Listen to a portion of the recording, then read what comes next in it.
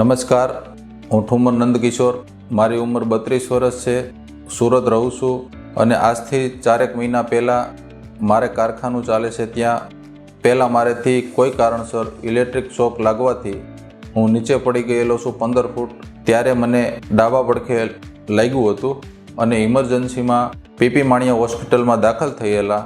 ત્યાં ઇમરજન્સીમાં મને સંજય સર માંડાણી સાહેબે મારું ઓપરેશન કરેલું છે.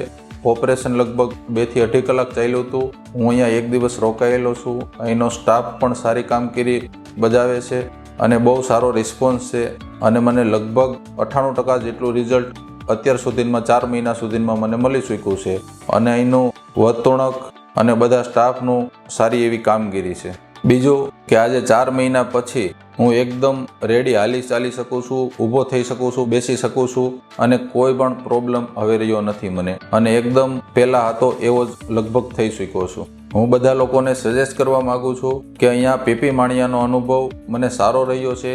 કોઈ પણ એવી આકસ્મિક તકલીફ પડે તો પીપી માણિયામાં આવી શકો છો.